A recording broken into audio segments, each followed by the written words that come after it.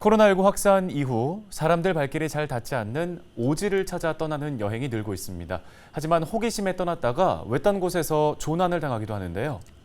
네, 꼭 가야 한다면 미리 알아둬야 할 것들이 많습니다. 전문가의 조언을 먼저 들어보겠습니다. 세계 극지를 경험한 남영호 탐험가 만나보겠습니다. 오지라고 하면은 일단 여러 가지 불편을 감내해야 되거든요.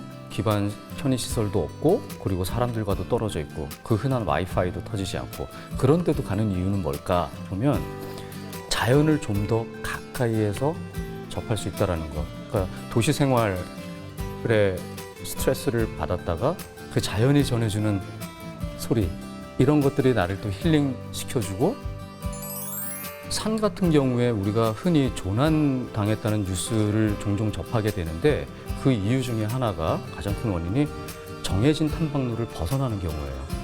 정해진 탐방로에는 일정한 거리마다 내 위치 표식이 설치되어 있습니다. 그래서 만약에 사태에도 119에 전화를 했을 때 정확한 위치 정보를 전달을 할 수가 있어요. 그런데 그곳을 벗어났을 때는 정말 전문가가 아닌 이상 내가 정확히 어디 있다라는 위치 정보를 파악하기가 굉장히 어렵습니다.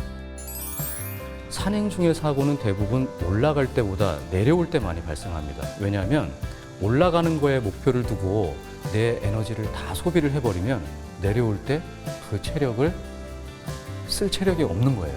그래서 다리가 풀리거나 몸에 힘이 다 빠지는 경우가 생기죠. 그런데 밤이 되고 비까지 내리면 또 어떤 일이 생길까요? 저체온증이 올 수 있죠.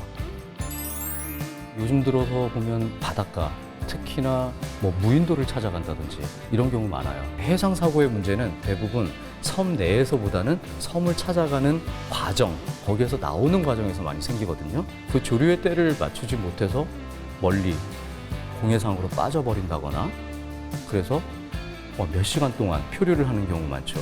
그럴 때에도 마찬가지로 밤이 되면은 저체온증으로 위험해질 수 있는 거고요. 몸이 젖지 않게 유지할 수 있는 최소한의 장비와 구명조끼를 착용을 하시는 게 무인도에 들어갈 때는 이곳이 입도가 허가가 된 곳인지